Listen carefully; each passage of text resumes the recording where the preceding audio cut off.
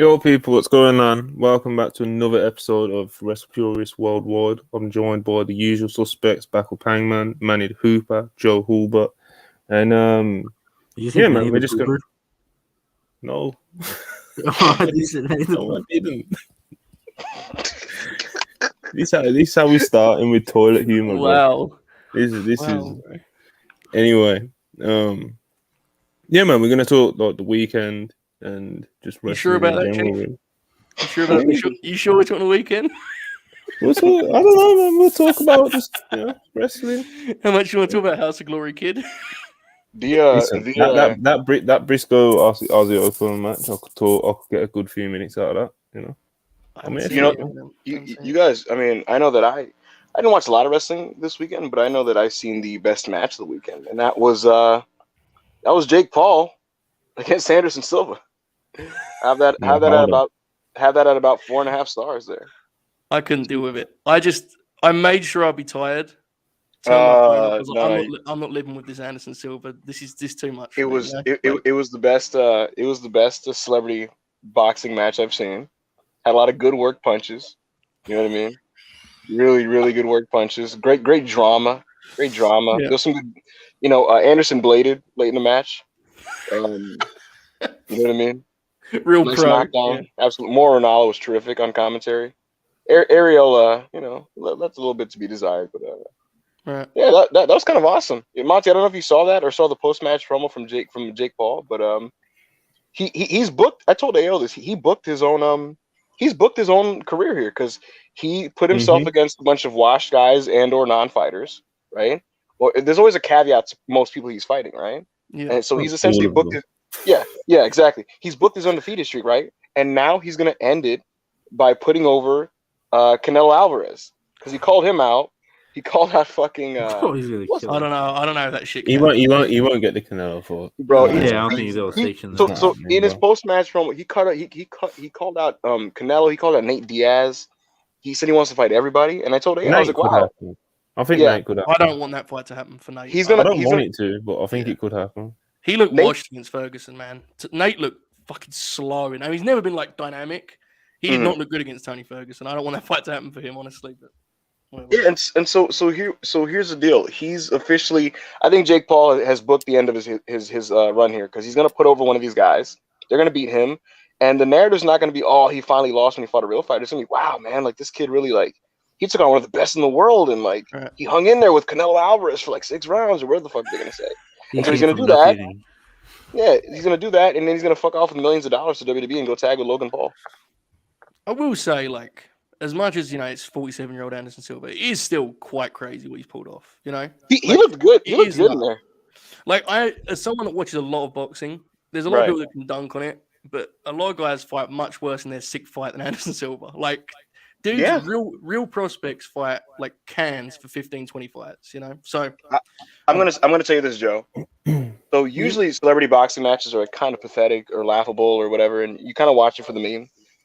Hey, big fan of WrestlePurists boys. Keep up the great work. Hans, thank you so much for the super chat donation. Yeah. I was gonna say celebrity boxing is usually laughable. I begrudgingly end up tuning in for the meme of it. But this actually looked. The best thing I can say about it is it looked like a professional boxing match, which is something you can't say for 90% of them. So there's that. He's an interesting case study because he's a guy who has the money to have a real training camp. He's training like a world title fighter without any of the pedigree of a world title fighter. It's watching him climb in that regard. It's interesting. Kind of, but I would rather he not be beating people that I admire and respect. That's what I always tell people, man. When the Paul brothers come up, it's they can afford to just get world class trainers. I bet some of the names that they've sparred with are just fucking ridiculous, So it's just, obviously Jake Paul seems to. Obviously, how many camps has he done now? 6. So it's with all that, the amount of money he probably spends on these camps as well, and get his cans. He could try to get a fight with Cerrone or something like that. No, I don't think Cerrone's. But Cerrone's washed too. Dude. You don't got a chin either anymore. Monty, so I'm sure we all acknowledge that the business model here is you hate the Paul brothers, and you're paying on pay-per-view to see these guys knock these kids out, right? It's pro wrestling, right? I'll tell you this: when they started this whole charade, I absolutely got worked, and I absolutely was like, I badly wanted Floyd to knock out Logan Paul. Didn't happen. I badly wanted Tyrone Woodley to beat this fucking kid Jake Paul. Didn't happen. And when it didn't, I like that's when I kind of got clued into what's going on here, and it was just like, all right. And so now I watch it ironically. Like I was watching Jake Paul versus Anderson, and Israel called me a white supremacist because I wanted Jake Paul to win. but it's because I've just accepted that, like, they're just, it's just going to continuously they pick the faults, Yeah. It's an interesting business model. I want him to actually fight a pro now, even if it's just someone who's like, no, but just anyone, just one-on-one. It's a shame the Tommy Fury thing didn't happen. It actually is. Oh man, it's a shame the Tommy Fury thing did not happen. That's a good fight. I agree. It's just hard because it's like, he's a cruiserweight. Well, is he really? He's 185, so he's light for a cruiserweight. He ain't gonna get in there with like top level. I don't know what he's weight wise. It's kind of difficult. And cruiserweight has got no star power, so he'd be fighting a guy. Yeah, it might pop like me, but like, what good is it for him? Like it's really. That's what the Tommy one's so like. Yeah, that's the one. He's the only person who's like, I don't want to say bad enough, green enough. We'll say green enough that could actually like it's, you can make it happen and it wouldn't be like a sham, and people would actually like pay for the pay-per-view, I'd assume. Yeah, I'm reading for these comments. Someone said, here for the NXT Japan takeover fantasy booking. Someone else said Hanger goes crazy when he knows AO ain't here to stop him. AO can't stop me in general. Someone else, Big Ear Chris, said backup Klansman. Jesus. No, not a Klansman. You know what I mean? The Paul brothers are just potentially white excellence. I don't know. I think listen, Logan Paul versus Roman Reigns is going to be, and this may actually not be a stretch at all when you think about it, because when you think about Roman's year, it's going to be the best non-stipulation Roman match of the year. Whoa, that feels crazy. Hang on, hold up. It feels crazy, but let's think about it. What are Roman's the best Roman non-stip match this year is Matt Riddle on SmackDown, right? Did you guys not like the Drew match? Am I the only one? Oh, I forgot about that. No, that was fun. Yeah, but that was really strong. I think this is gonna be shorter, tighter, more compact. There's gonna be a novelty to seeing Logan do moves on Roman. Yeah. So when did Roman and Matt Riddle happen?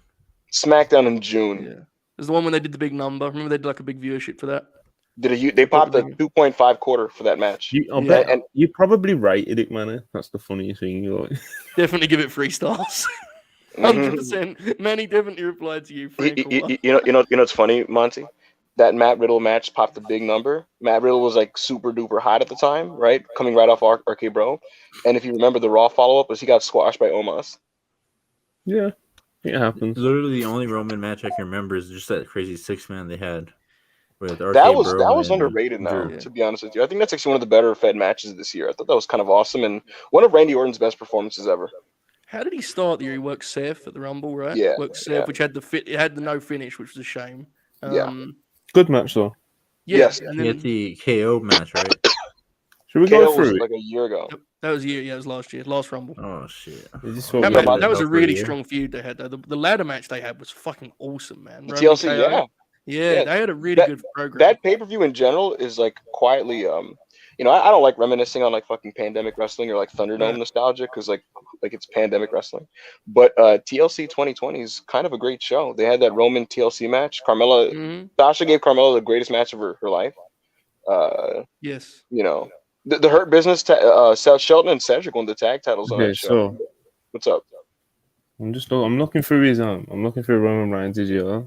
The only competition is the match. Wait, does anybody remember Hanger's a Thunderdomer. That's a funny word for these. Drew McIntyre and the Viking Raiders versus the Bloodline. Don't remember that. That never happened. That never happened.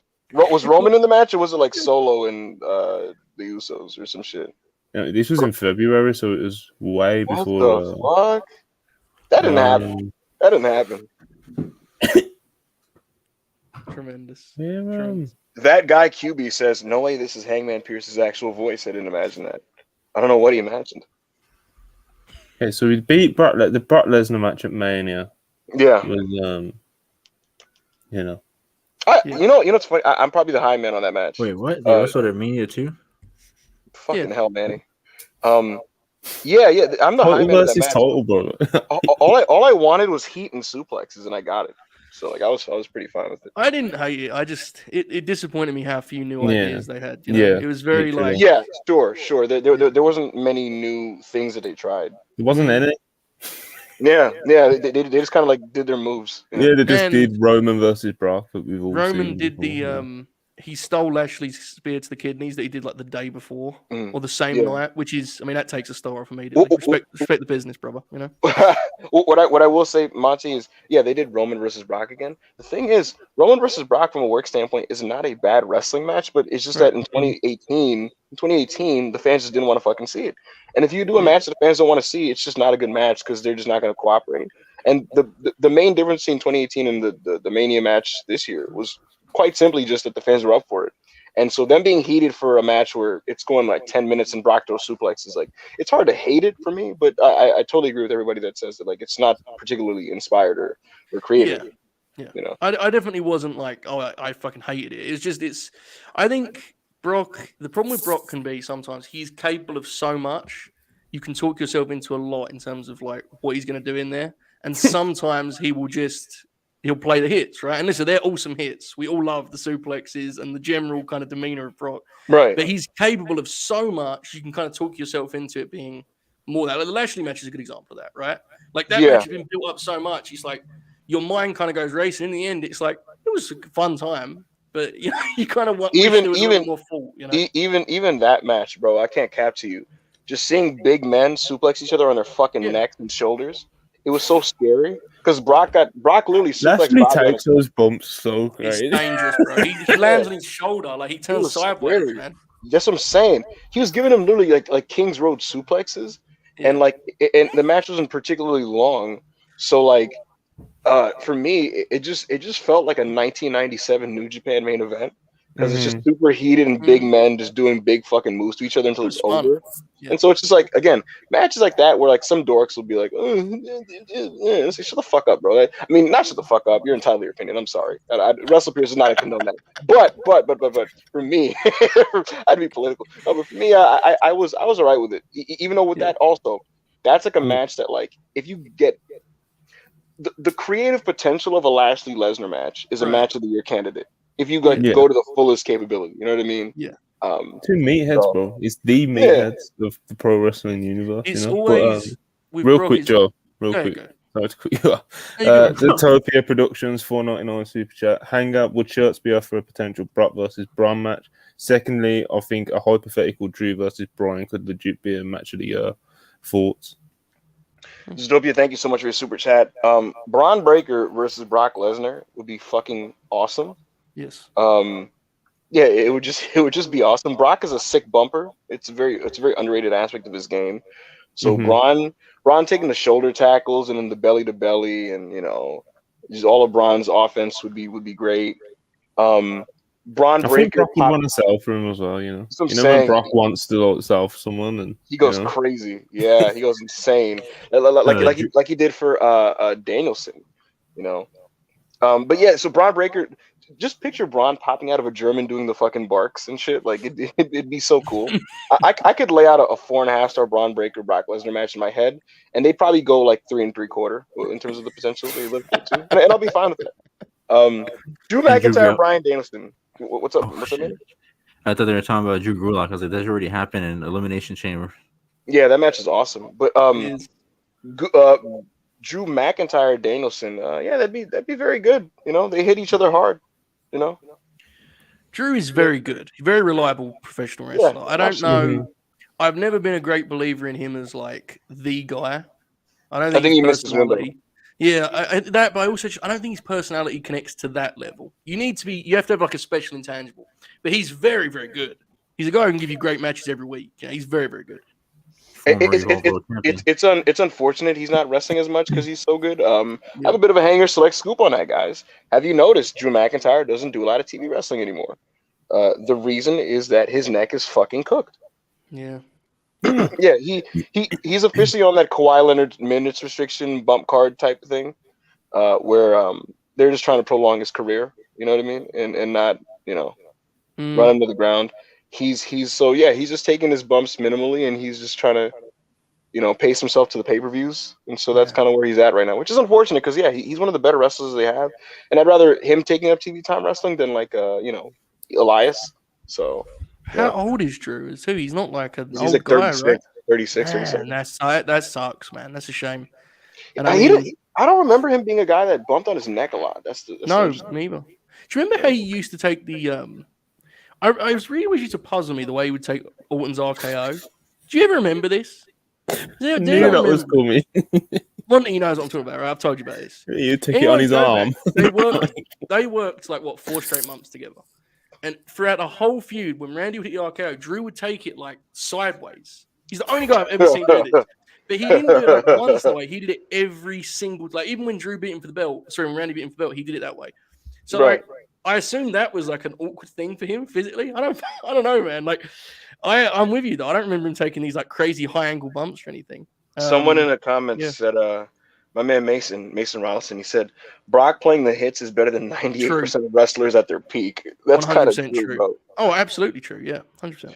You know what's funny? I saw a tweet. I'm not gonna put him on blast, but I saw a tweet where a guy he kind of just said like, name a great Goldberg match that goes over 5 minutes that does more than 2 moves, or name of this and that. And I feel like people who say that about certain acts just fundamentally misunderstand the appeal of certain people. It's why like a couple years ago, I think people give Brock his respect now. But a few years ago, like a lot of people just kind of would say that he's like a German suplex merchant.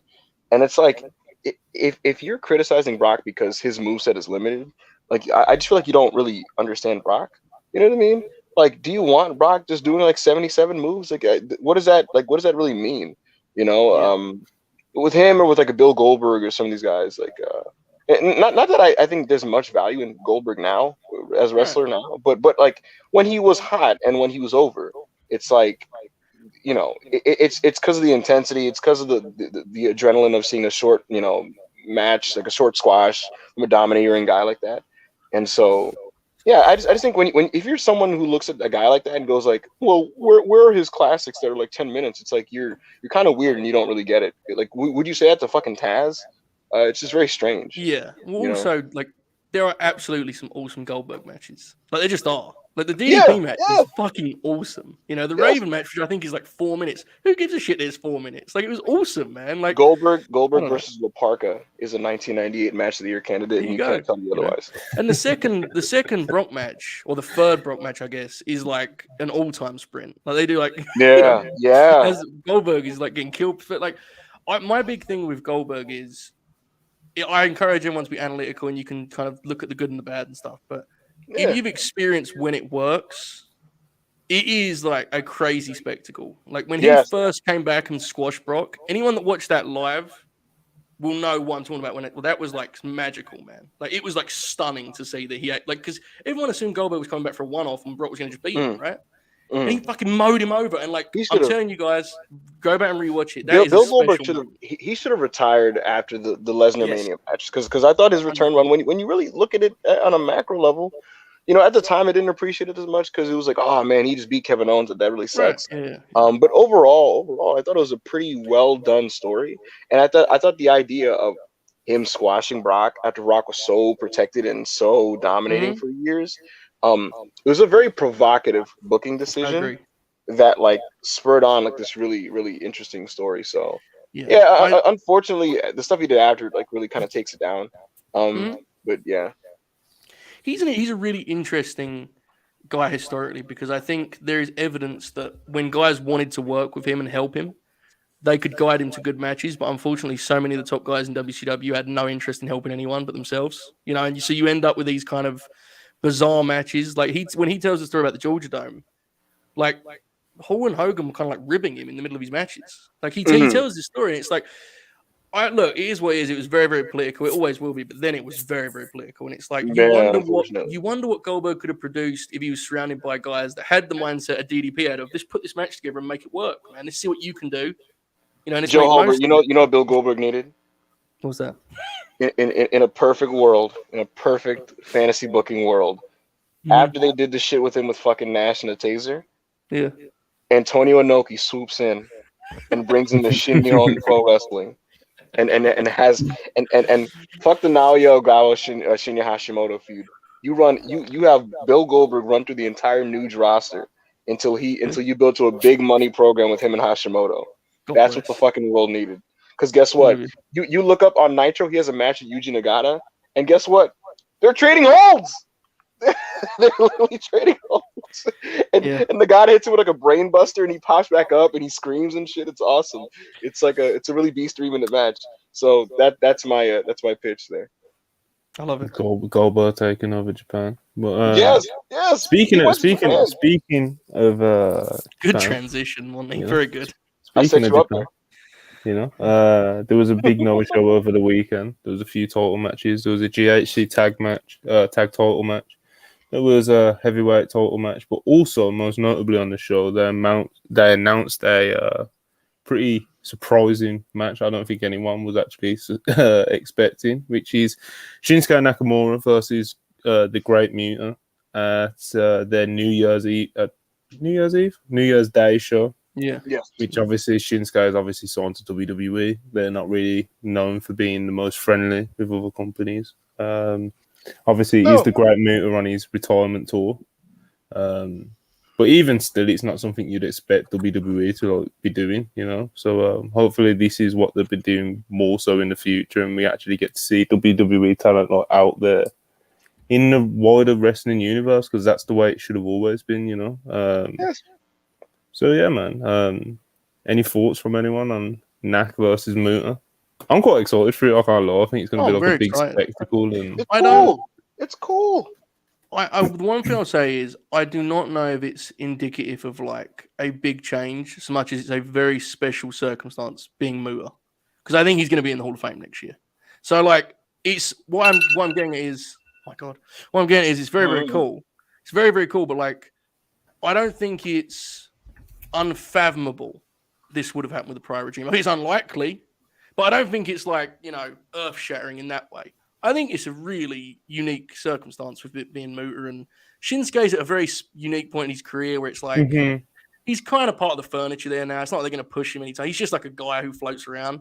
So what I'm saying is I don't think it's indicative of some sort of big sweeping plan for like, these big working relationships. Now, what I will say is that I don't say that because I don't want those to happen. That's just my current guess. What I know is when I saw the announcement, I was fucking excited because it's just a cool deal. And as you said, Monty, it's the kind of thing that wrestling just needs more. It needs more of, man. It just does. And like you alluded to, like with the past regime, like under Vince, apparently, according to Tokyo Sports, they did as soon as Keiji Muto announced that he was doing his retirement tour. Apparently, Shinsuke Nakamura was a name that no one wanted, like from day one of that being announced, and they were trying to get it to happen with, obviously with Vince in charge, and they couldn't come to an agreement.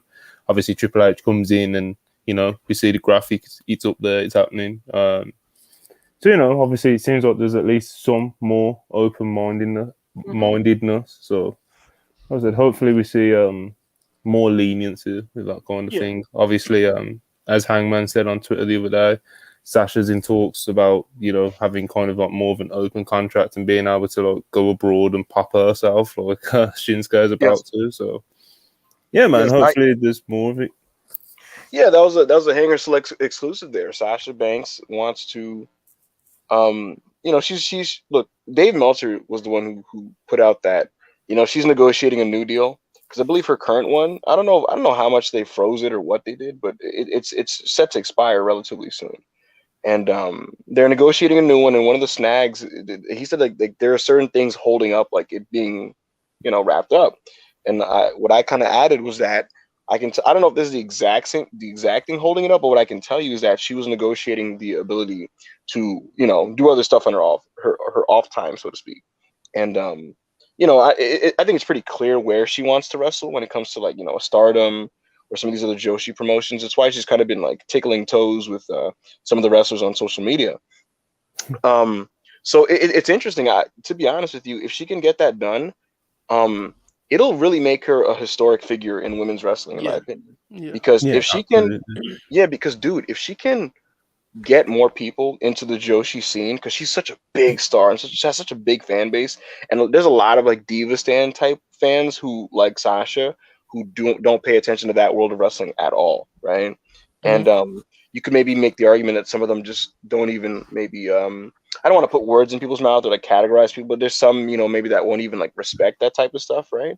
And I think if anything, if Sasha Banks can bridge a gap, right, with the worlds and almost not make certain type of fans hardcore fans, but just educate them, so to speak, and maybe vice versa, and you know, kind of bridge a gap. Not only like, the lady said it yesterday on the women's podcast that like she'll be a surefire bet for the number 1 for the PWI women's 150. It's just gonna cement her, in my opinion, as like a legendary figure in pro wrestling. So I genuinely do hope that happens. I hope she re-signs and has the ability to just do whatever the fuck she wants on her off time. You know, because to me, house shows are a tired concept. You know, they you know, there's not much that they accomplish these days. So I think wrestlers in the future, instead of doing house shows, just popping themselves in different promotions and making, you know, cool dream matches, that would be so cool. Mm-hmm. Israel, WrestlePurists Divas podcast. Yeah, you guys made a great point there. Sasha Banks, I really hope she does this. And once again, shout out to the WrestlePurists Divas podcast. They did such an amazing job yesterday. Really happy about you know, how they did, and I hope that you guys check that out if you haven't. But yeah, I hope it happens. And sorry, regarding the Nakamura Noah thing. Mm-hmm. Noah has great production. They do really great video packages. What this is going to be is an amazing video package, incredible entrances. They're going to work an extremely heated 3 1/4 star match. And then after the match, they're going to have a really classy post-match segment where they bow and hug and raise their hands. And it's just going to be good energy and good vibes. You know, it's really hard, in my opinion, to like be negative on something like that. You know, it's just a cool thing, you know, and to make it anything other than a cool thing is just very, I just don't know why you would do that overall.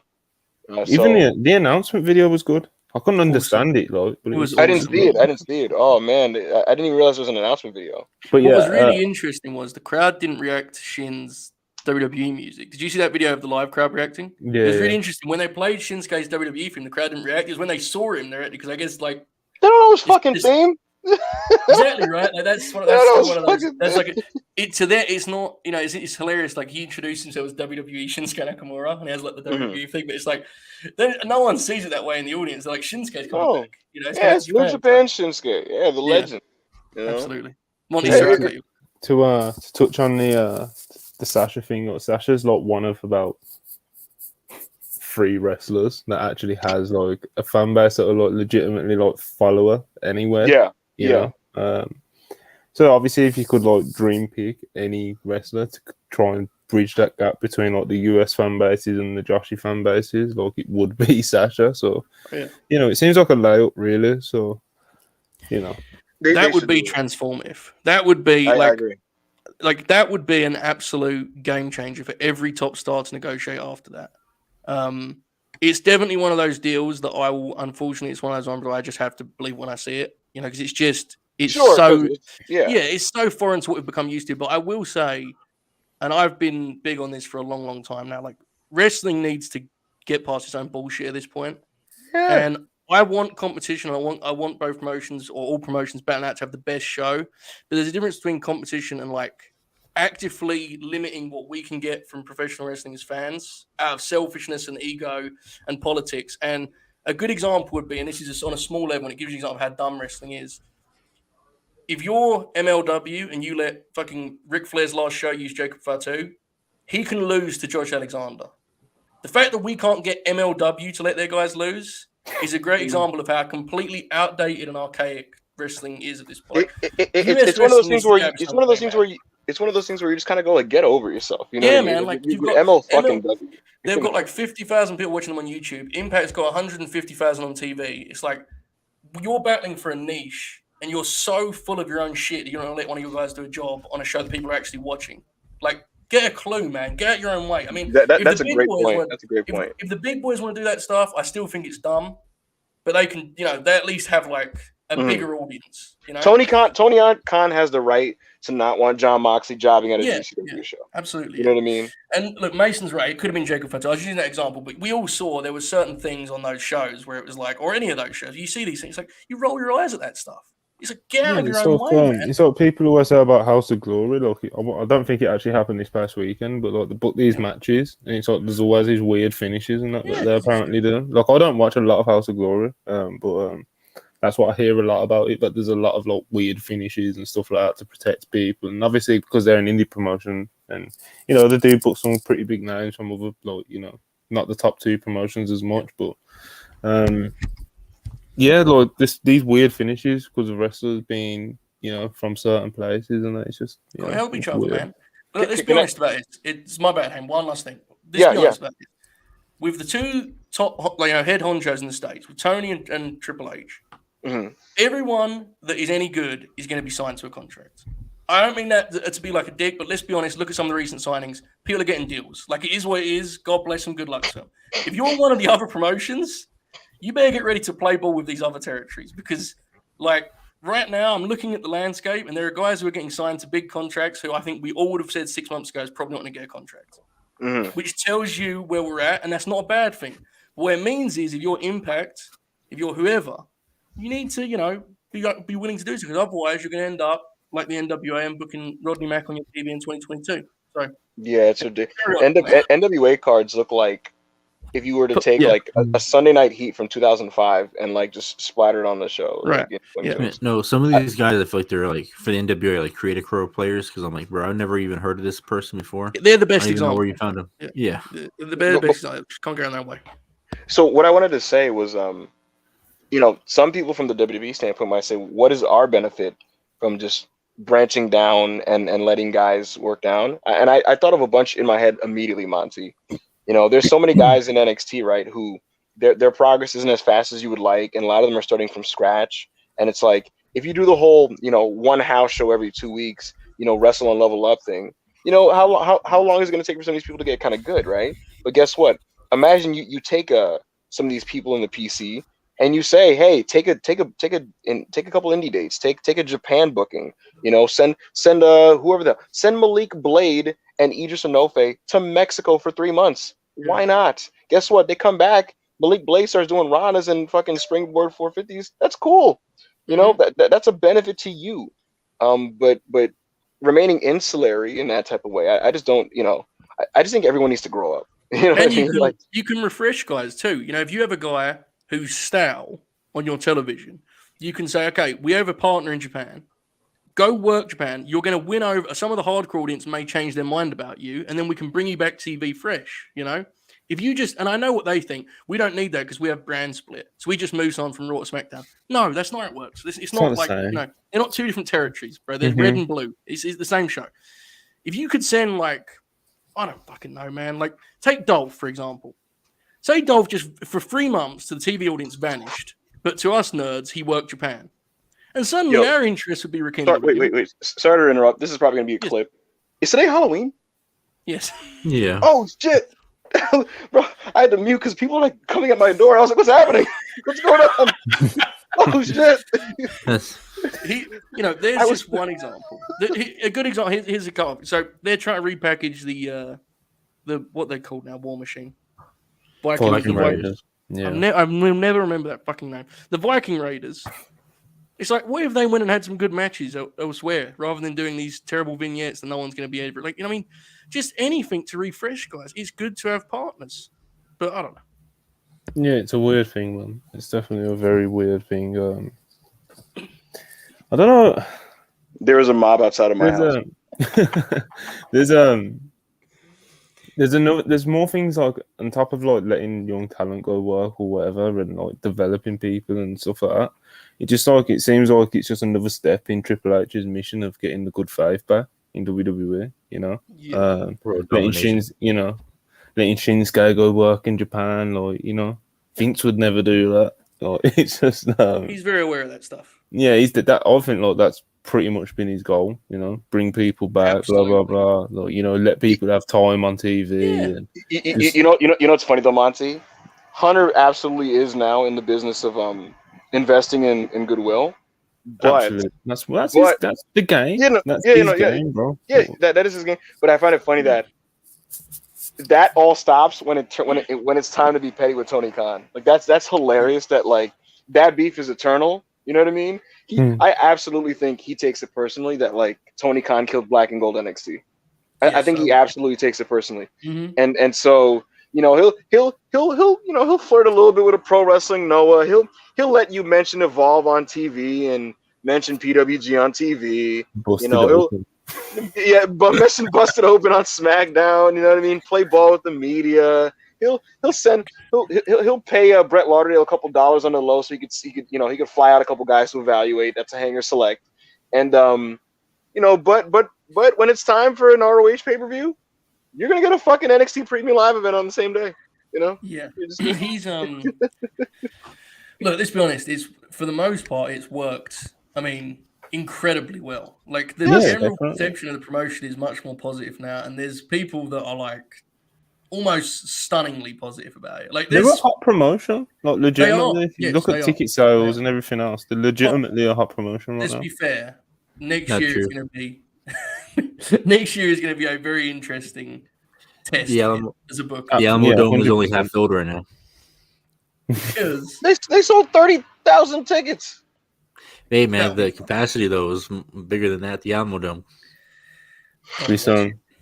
Dynamite next week is currently set at like 2,500 tickets. So the Dynamite,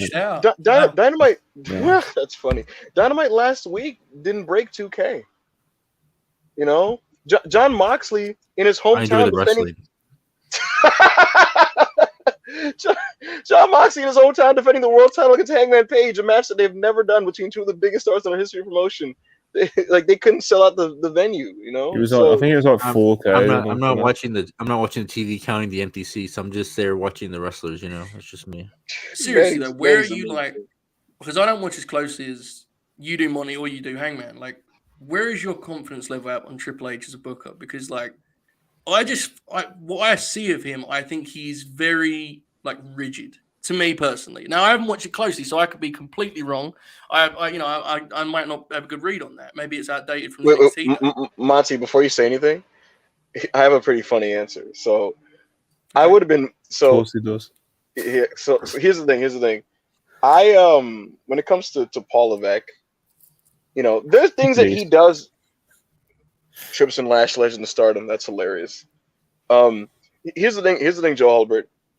Yes. When, you know, there are things about his style of wrestling that I would do differently. You know what I mean? When it comes to like the layouts of certain matches on his pay-per-view shows, like for takeovers, and even as recently as the Extreme Rules, right? The 6-person tag with Imperium and the Sheamus team, that match is awesome, right? But, like my friend pointed out how like there's moments in these matches that are like clearly like set piece, like comic book panels. You know what I mean? Like where like they have this group face off or the face to face, and they're going up slowly, and it's a very Triple H aesthetic thing, right? And you know, for me, like I like wrestling like natural and you know Southern and all that. So you know, I'm a bit different, but the point is, I generally respect. He's not a fucking idiot, right? And like there's some logic there, right? And I can respect that. You know what I mean? And when it comes to his booking sense and his general idea of giving people momentum, he has much more sense than like a Vince McMahon and stuff like that. Yes. And until about 2 weeks ago, I would tell you that I generally trust Paul Levesque. You know what literally crumbled a lot of this in literally 2 weeks? What drastically eroded this? The idea of giving Baron Corbin a major main event push in 2022 and devoting like 30 minutes of TV time to him on 2 consecutive weeks, and then also giving major TV time to an Elias match on like last week. Yeah. Those 2 things alone made me go, "What the fuck is this man cooking?" So I don't know if that's a ratings-based thing he did because the Raw did a number 2 weeks ago or what. But that's actually cause for concern. Thinking in your mind, I wouldn't say it was a main event push, but it's definitely a they're doing somewhat with it. You know, you don't just put JBL with someone for nothing. But I don't think he'll be in the main events and shit. I thought the Nikki thing was kind of like, and I had as a that was fine. That was fine to me, to be honest. I can't lie. I was okay with it. I love Nick as a talent, but I thought that was very like weird, being lost in your own thing. Like to him, he remembers that Nikki run the way we remember it, right? And yeah, hey, she had a great like, Robert. So she has not won a match on TV in like a year, and you close the TV show of her standing. Like I just think sometimes you need someone to be like, brother, to that audience, they don't give a shit. And I know the idea is you're gonna make them give a shit. But it's like not everything can be like a boom, we did it, we shot the angle. Like you have to actually just sometimes you have to give people vignettes that have to just beat people on TV. Like you can't just throw people back in. And look, again, there's so much of that. She's just one example. As well, yeah, there is. I think she's great. It's not her fault. It's just like she was getting beat every single week on TV. You know, you can't just go, oh, she's back to 2018 NXT Nikki. Like that's not how it works. To the audience, they don't give a shit about that. You know what's funny? You know what's funny about it, Joe though? I think there's a couple guys that could get away with that, which is I'm back to like the good version of me, and people will just fucking accept it. Yeah. Like it won't work with Nikki. I don't think. I do think if Bobby Roode straight up just showed back up on TV as NXT Bobby, and you were just told he's NXT Bobby, and he got won matches, I think people would just be okay with it and just sing the song. He hasn't gone too far away from that, right? So he can revert back more easy. Whereas Nikki, I mean, even the character she did before the superhero opposite Alexa was very different to Crazy Nikki, right? She was like sort of naive babyface underdog. So you go from that. The main roster crowd has seen her do that, and then seen her be a superhero. And now it's like, oh, do you remember this? I might remember it if you give me some time, but you don't need to hit me over the head with a main event angle. Is I guess you know what I'm saying? Like, I think that's kind of lazy to me. And I have a response I have a response to Mad Dog stuff. So he said Johnny and Candice have been a bust so far. Here's what I'll say, right? Candice LeRae is somebody that she needs to do certain things to get over, in my opinion. Like she got over, if you go back, she got over doing cool moves to men in multi-man matches, right? And like showing how tough she was by taking, you know, if you want to argue she's a good wrestler, go for it. But here's the thing. I think just being a generic white lady and coming out on Raw and having mid-card matches is just not going to move people. And so she's going to be one that they're going to have to work on to get over. Johnny Gargano, I'm less concerned with only because he can work his way into being over by just wrestling his ass off. You know what I mean? It's already happened on a couple weeks where he starts out cold in the match, and by the end of the match, you're chanting Johnny wrestling because he's a hell of a wrestler, right? What I'll say is this. The beginning of his run was essentially tagging him with other over baby faces and them just having sick matches. They did that with him and KO. They did that on a SmackDown with him, KO, and Drew, and it worked. And I prefer that with Johnny for now, right? Now what they're doing is kind of getting him involved in the sports entertainment and hoping that through Miz he gets over. And I like that less only because then I have to watch the Miz, and I don't want to watch the Miz. But unfortunately, that may be the method that works, and if it does, it's going to make me a very bitter human being. I could just see him having a fucking segment with the Miz, and you know, being like, "Tell the secret about Dexter Lumis," and the crowd getting into it or some shit. You know, we'll see.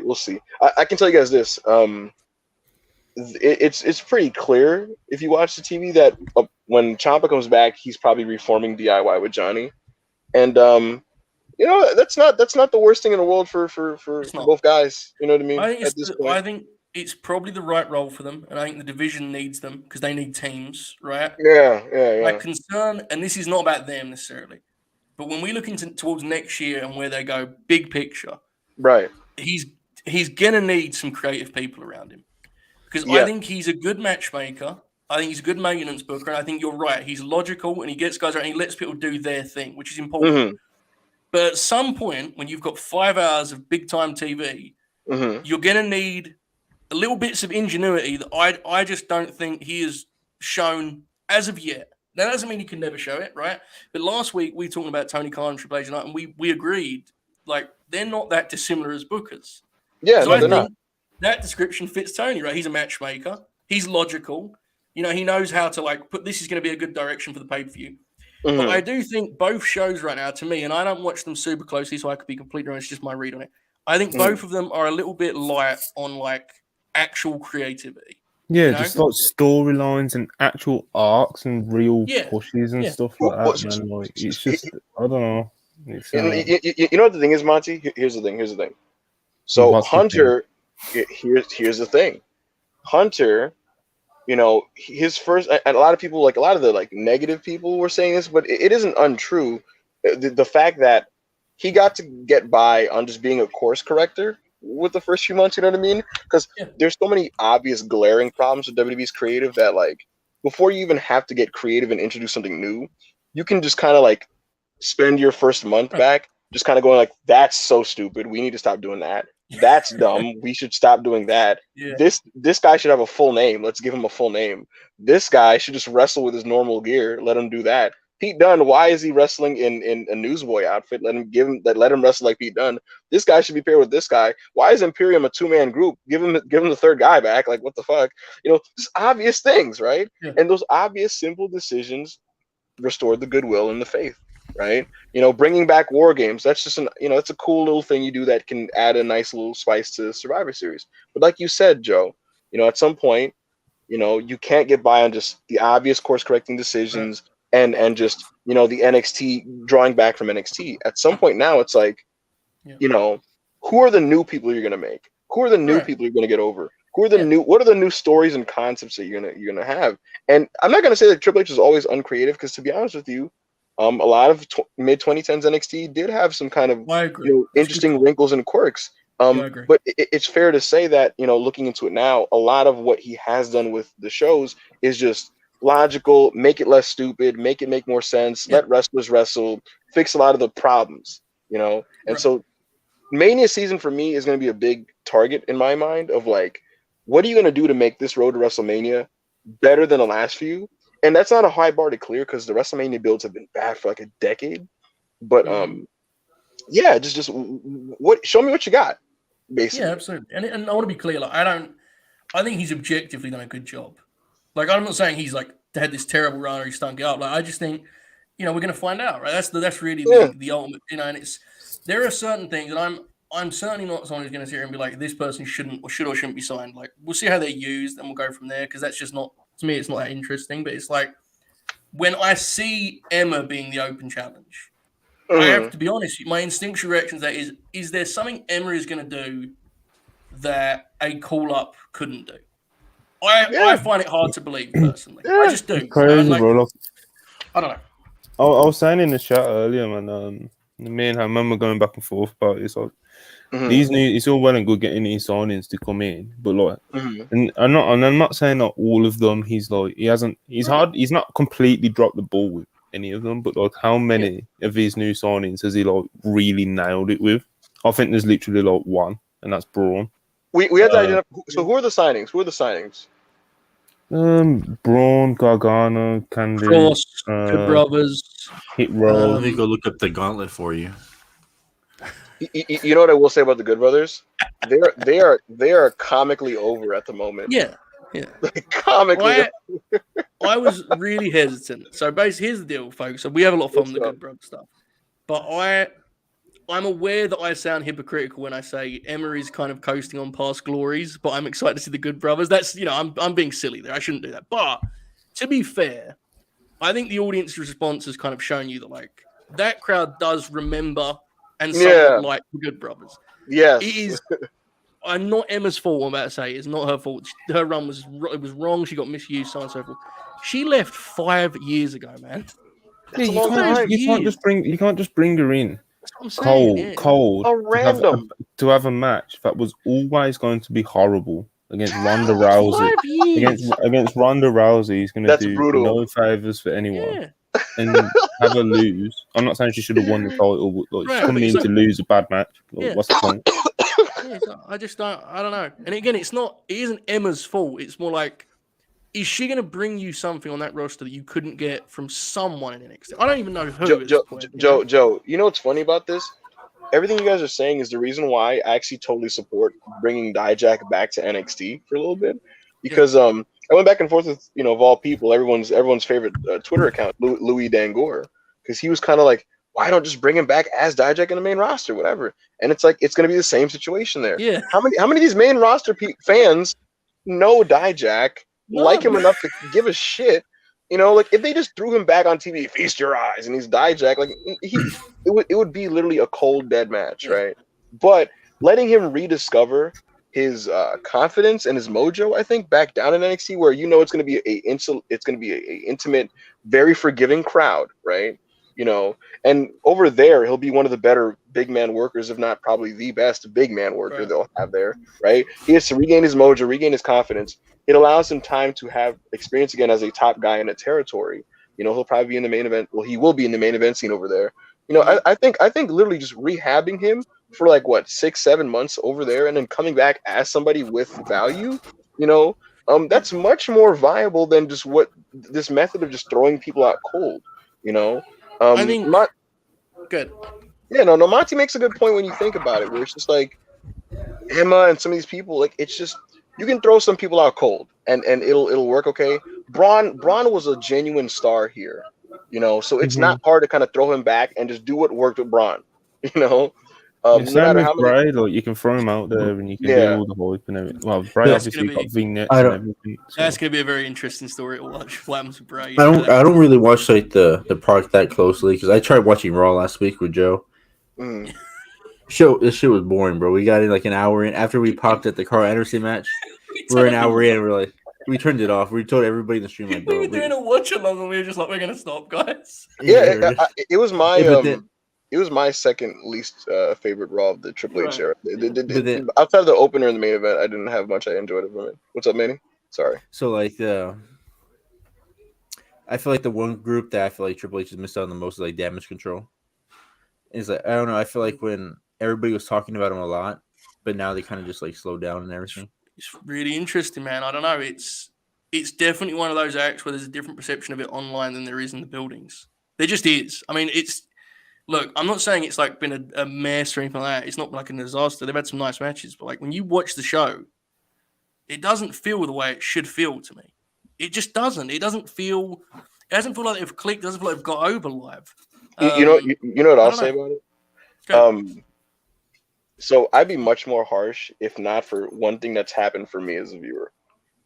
I thought that like pretty much I didn't like a single match that they've had together at the beginning outside of like the Clash at the Castle tag. That was fairly fun because the fans are super into it. Fans are singing and shit, so it was cool. Right. Outside of that, a lot of those early matches like were really clunky to me. EO didn't look great. Yeah. Dakota didn't look good at all. There was no chemistry, no tag continuity at all. And it was very concerning, right? And what I find funny is that like now that people are kind of like getting like a little restless with what they're doing. God, man. What's going on? It was dog shit. Yeah, no, carry on. Okay. Yeah, I was gonna say now that like fans are getting like social media fans are getting like restless with them. Now is when I'm actually seeing their matches click a little bit. There were like 2 matches recently with EO and Dakota that I was genuinely good.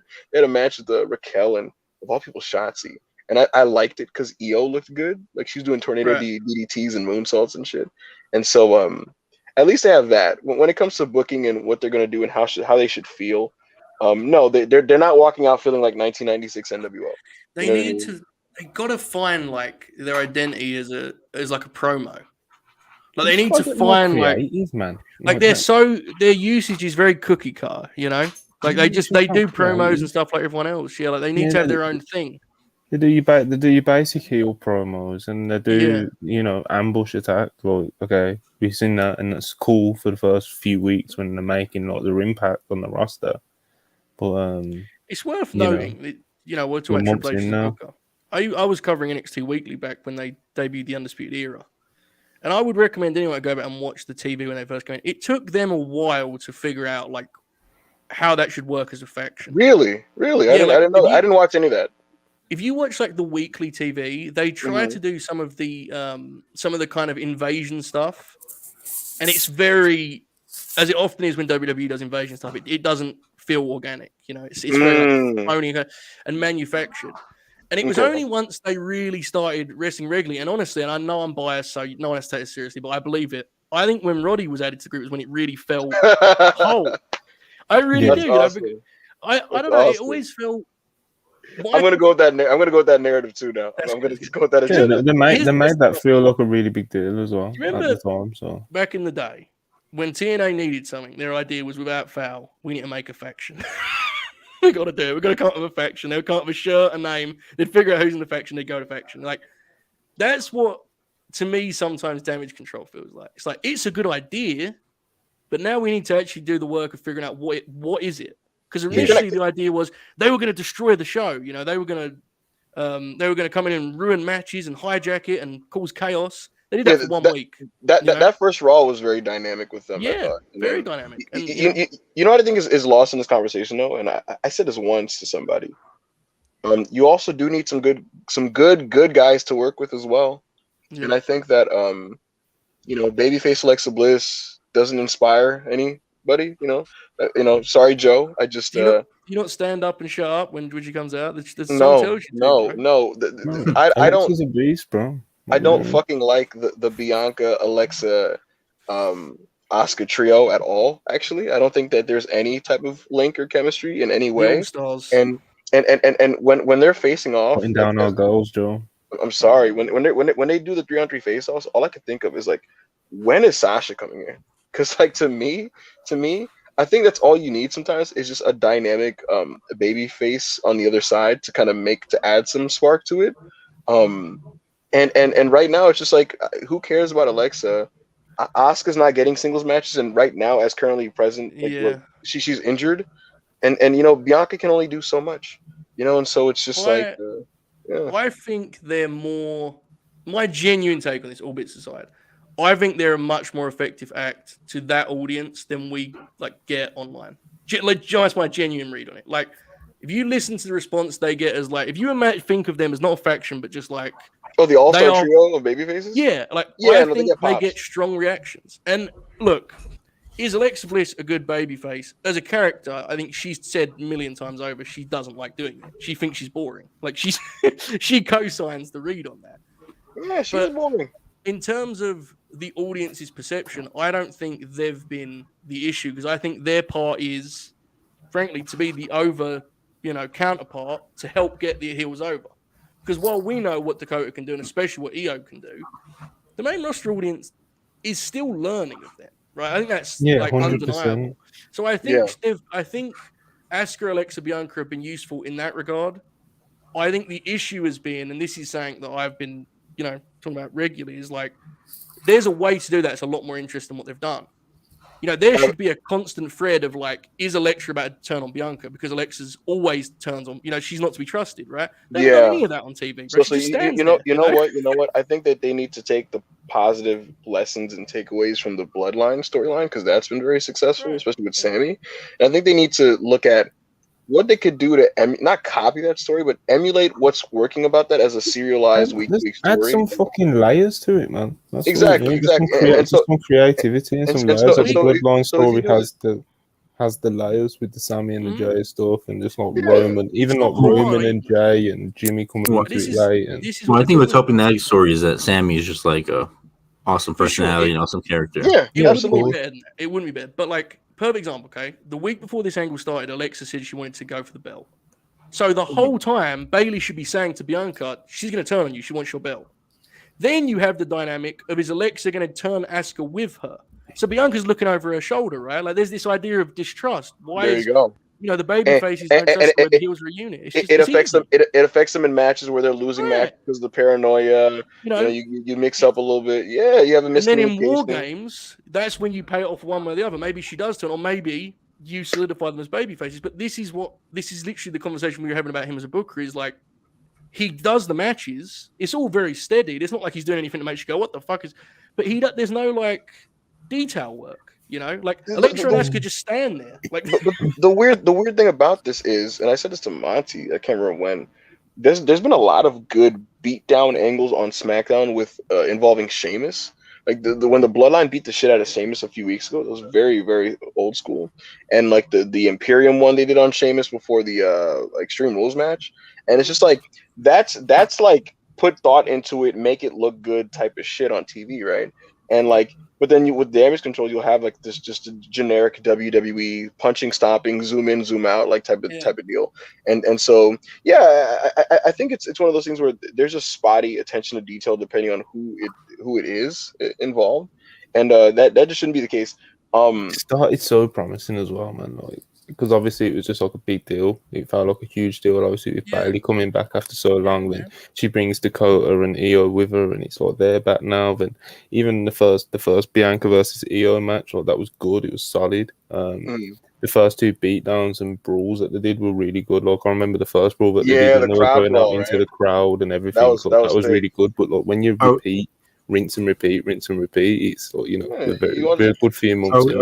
Are we sure that we like WWE knew what they wanted to do with damage control? Because remember before that, it seemed like Io was going to leave, and then Dakota was headed to AEW. It was very late notice. Yeah, it was very. Yeah, I feel like it was just like late notice, and they're just kind of just like. You know what? I will admit two things. I think that if we transition actually Io into being the focal point of the group and Bailey as her mouthpiece, you can maybe get some new stuff out of that. And two, Becky Lynch cut a very promising babyface promo on her way out on that Raw after I believe it was a SummerSlam. I do think she may be the dynamic babyface that adds to it because Becky as the man, she has that like tough girl persona, and I think her getting into brawls with some of these girls is kind of a sick concept. I think her and even though I don't like the All Stars team, I think Becky and Bianca as a Twin Towers powerhouse superstar babyface duo is actually very inspired on some like Brothers of Destruction type shit. I think them two running in and cleaning house is like really really exciting on paper. So I think that'll help too. But until then, it's kind of a bit of a limbo holding, like we're kind of floating thing right now. Well, hopefully they have something. I don't know what the deal was with Asuka's injury. Hopefully they have something in mind for when they're bringing those two back, that they're not going to be like the mannequins that stand behind Bianca, right? Because they've been. How long have Alexa and Asuka been off now? Like a month? It's been a while, right? I feel like it's not been on for a while now. So Alexa's injury, to my knowledge, is kayfabe though. But Asuka's remember they wrote them off with that angle before the pay-per-view. Remember they did the deal with the ladders. Yeah, so you would hope they have something to bring them back that can give them a little bit of oomph rather than being the baby faces that that are getting beat up by damage control. So hopefully that happens, and then if you have Becky as the final touch, she can add an awful lot in terms of not just star power, but as a babyface, as you said, she could be the dynamic promo to really kind of put that thing over the top. The big thing is where you put Nikki in all of this, and I don't know, Candice, I don't know. To be honest, I'm not as down on Nikki as you guys. I think she's way more interesting and promising than like Candice LeRae, for example. Because I kind of like the chaotic element that they drew in there. Because the women's division stuff was really like boring to me. The last like month or so on both shows. Raw's is less bad because it's boring, but with talented people. Whereas like with Raw, with SmackDown, it's like boring with people that aren't particularly good. But I just think that Nikki not being on anybody's side, like which was the angle that they did last week, that she was like she was on nobody's side. I just think that's like a chaotic thing that you can at least play around with, and it'll earn you at least 2 to 3 weeks of mileage at the very least. I agree. So I'm not as down on Nikki specifically as you guys. Candice, again, that's just the one that it's just like they gotta either she joins the heel group or does something like cool, because I don't really see it for her. So is Nikki wrestling Bianca tonight? Did I see that? that? Yes.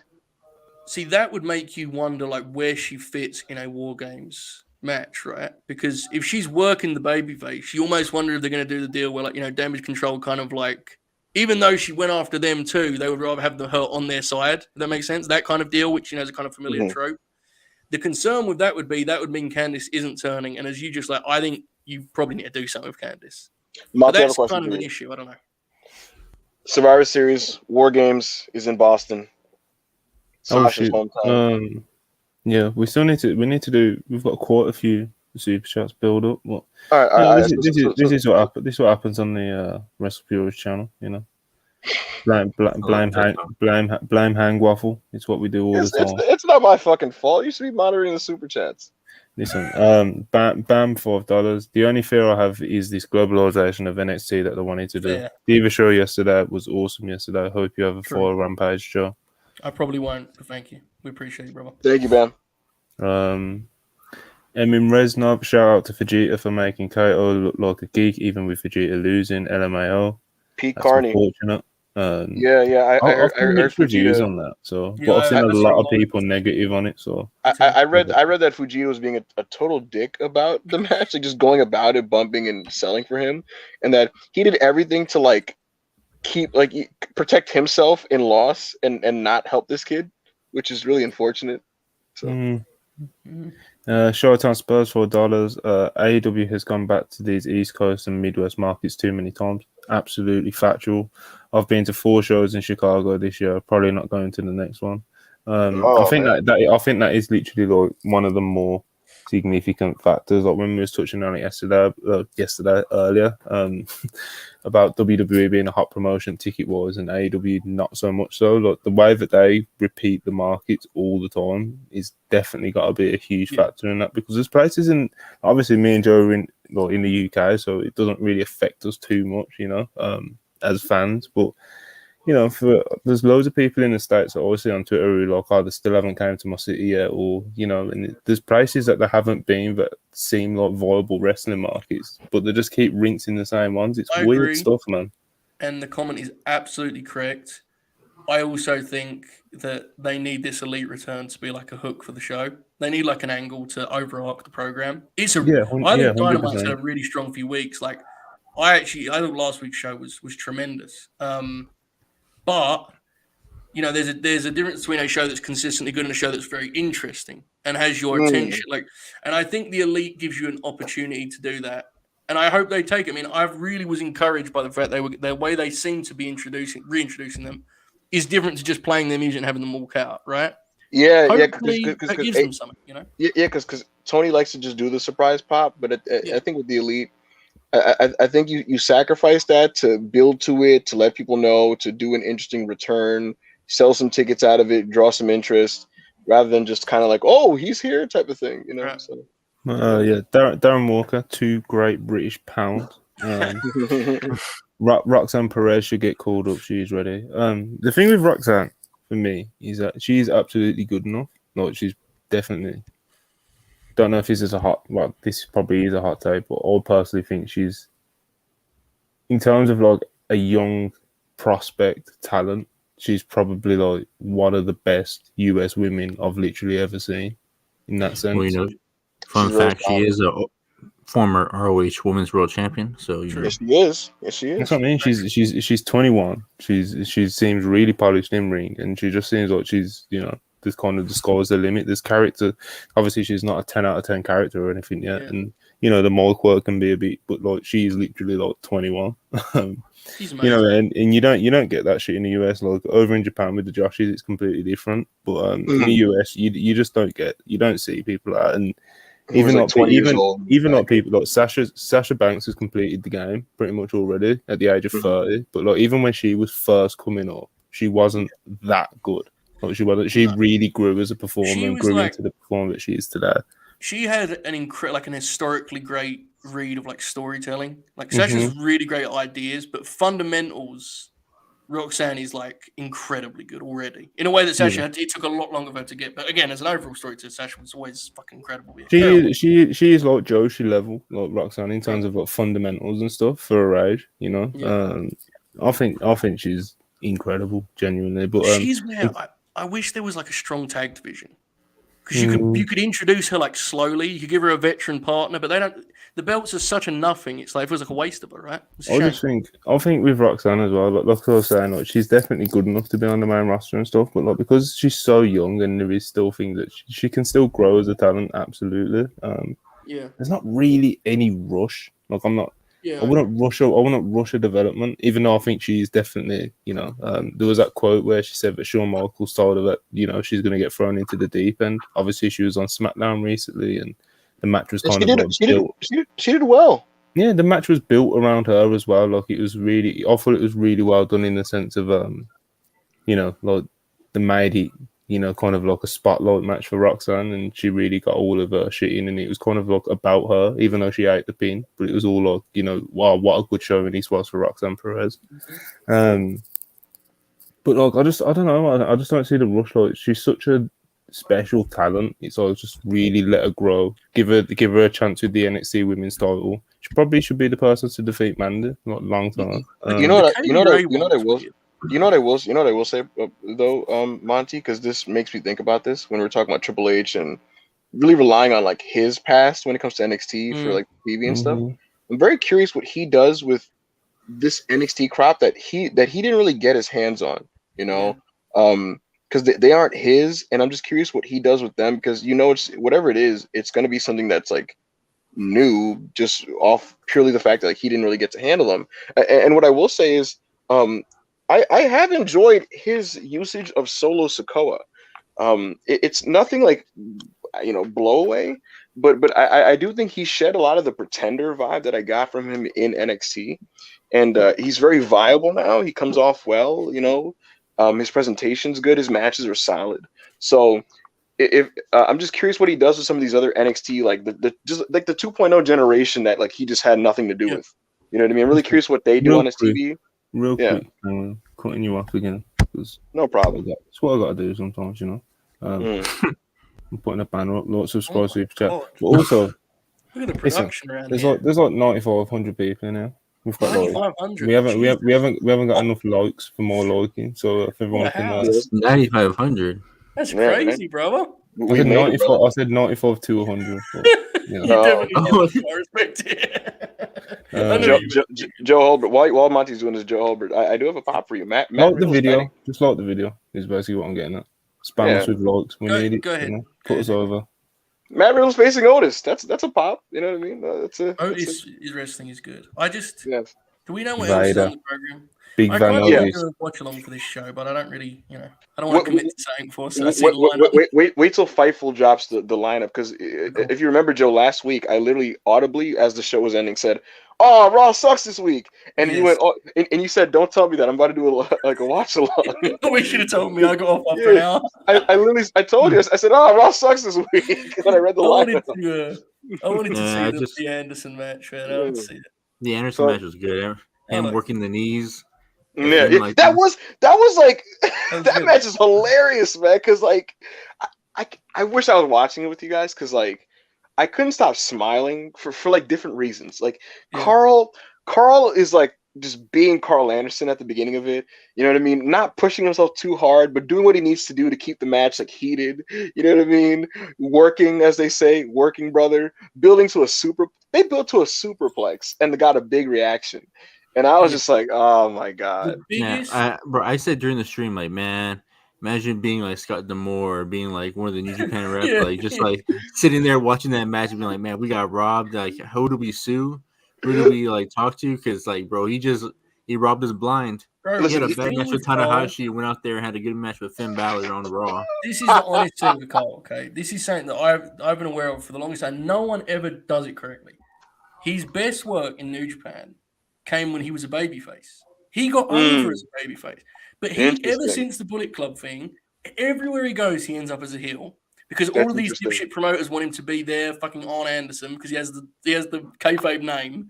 Okay. And he works these boring heat segments. It's like he's better as a babyface who sells, because his actual influence against the industry was he was the Rock and Roll Express stan. He had the fucking poster. It's crazy. When he sells, that's him at his best, man. When he has to take a heat segment, I think he would say that's not his.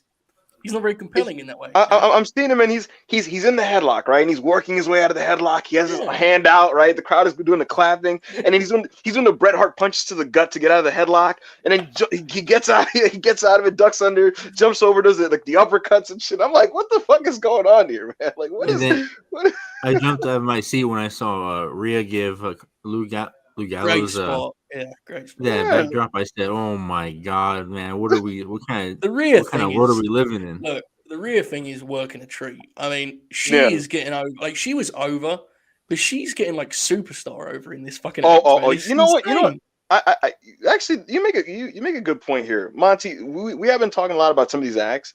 I will say this about Paul Levesque.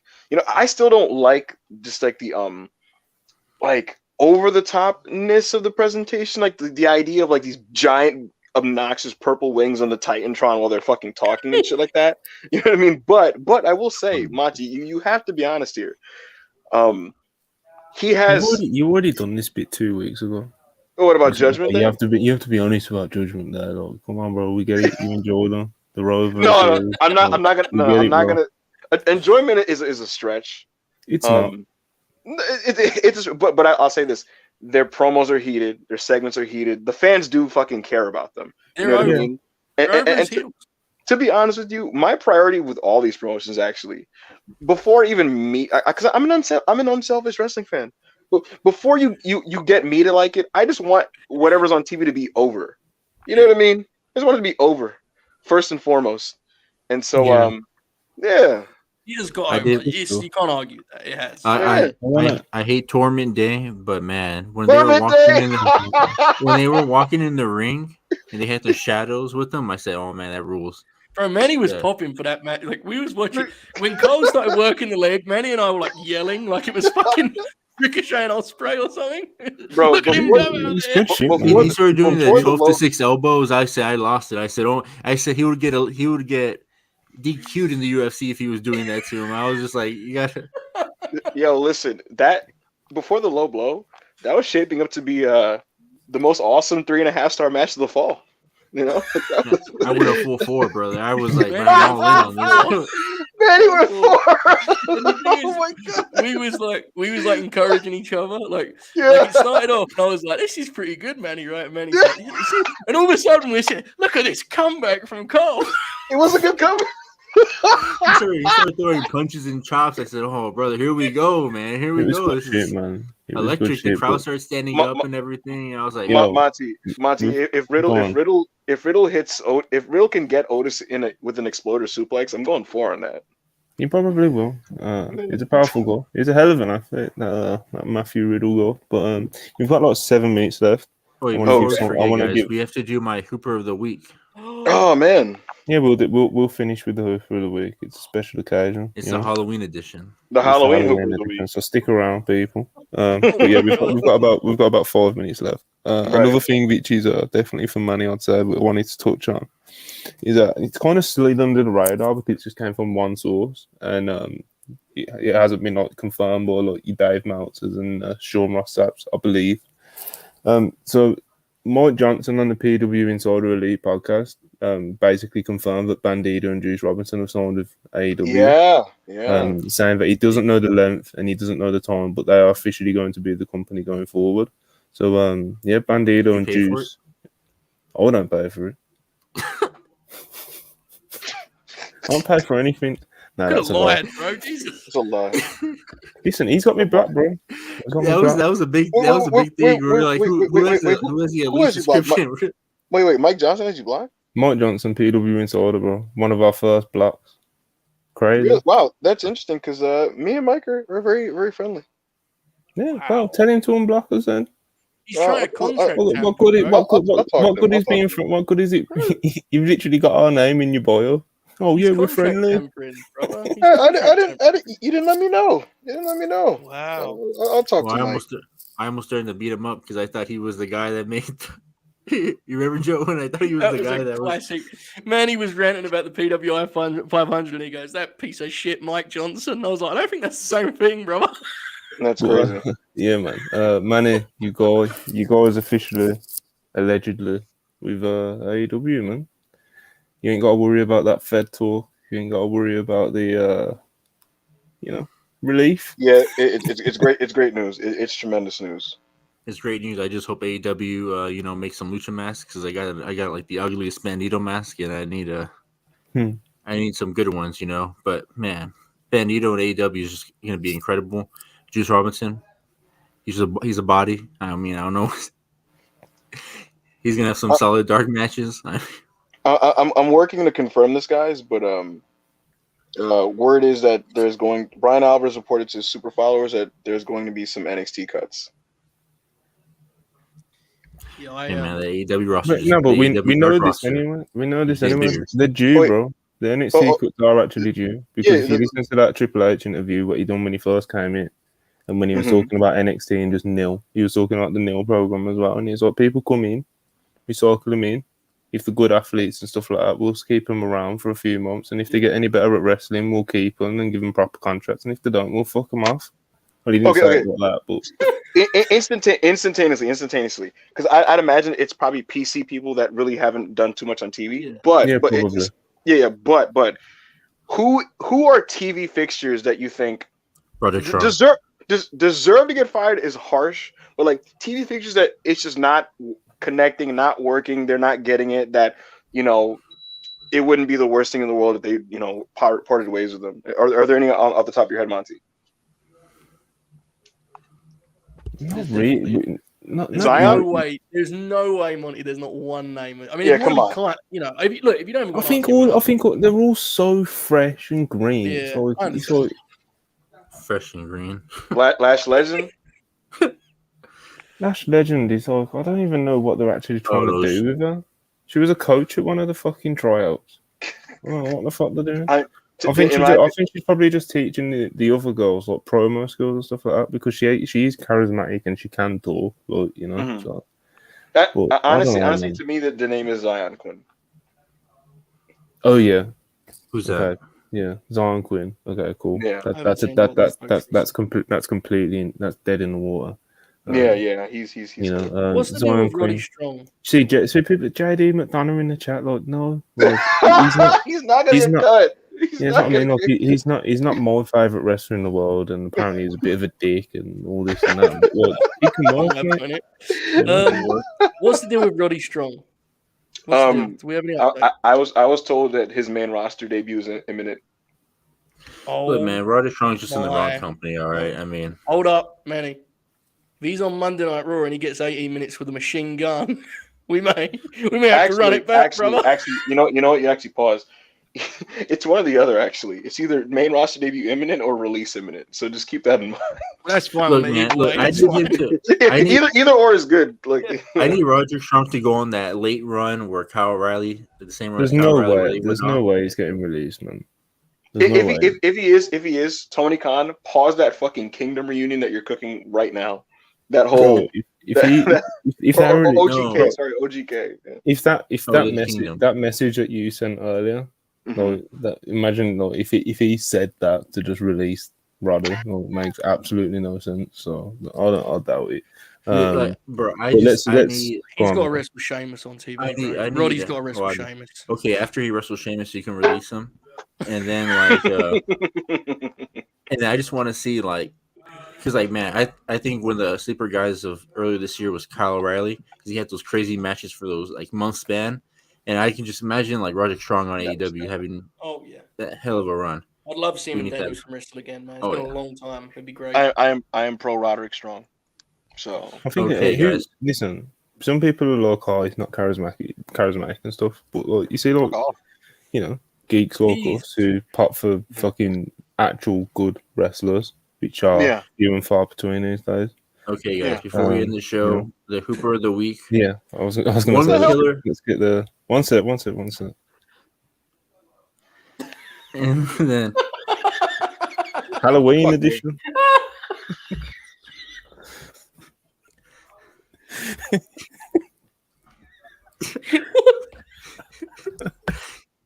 It's Skip Bayless.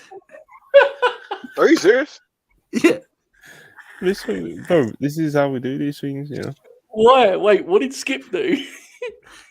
He's not the Hooper of the Week. It's just he's just the logo. It's a logo. I knew it was him. I thought you were saying it was he won it. Oh no! He won it. I just made the Hoopers. Wait, but doesn't the graphic usually have the winner in it? It's coming. Hold up. Manny, do your big announcement. From one killer Roderick Strong to another, the winner of the week is, play the graphic, Ren Narita. This graphic is ridiculous. Oh my God. Bro, when he showed it me before we went live, I was like, what is your inspiration for these things, bro? Like, what the fuck? Manny is just I told Monty I made it up in a minute. Literally before I got on, I made it in a minute. beautiful. It's Do beautiful. you guys want the NXT names? Yeah. Yeah, you might as well. All right. Are they So already cut? the only one that made it to any Sloane Jacobs, she was formerly Notorious Mimi in the independent scene. She wrestled on Level Up. She's being cut. She's the redhead, I believe. Redhead girl, yeah. The other two, let me get this out. See, like, this is what I mean. Like, so for her, for example, is Yeah. I don't even really know where she was, like, because I think I've seen her wrestle like twice. You know. Yeah. So, Oh, in terms of like her development, right? Yeah. Other two are names that I've never done. Gabe Y. I've never heard that name in my life. Mm-hmm. And Damaris Griffin. I believe these are NIL names. Damaris Griffin specifically, I'm pretty sure that's an NIL. But yeah, man. Makes sense. That's unfortunate. You never want anyone losing jobs or whatever it is that these nil programs are or whatever the fuck they are. But yeah, man, Hooper of the Week, Ren Narita. He's also the WrestlePurists Wrestler of the Week because he had an absolutely tremendous, hard-hitting match with Tomohiro Ishii. Obviously, I know most people have tremendous, hard-hitting matches with Tomohiro Ishii. But this was amazing. It was like a real coming out party sort of thing. It was well deserved Wrestler of the Week, Hooper of the Week kind of thing. I'm not gonna lie, like because I wasn't really I was paying attention to it, but at the same time, like doing other stuff. I thought I was watching like Shibata at times. I was like, wait, did I pick the wrong match? Oh, but then like, bro, I thought it was like. And then I watched back some of it. I was like, man, this fucking match ruled. They just beat the hell out of each other. You go see it's free on New Japan World. Go watch it, guys. Bianca's rocking the orange. Matt Riddle versus Otis is a trickle street fight.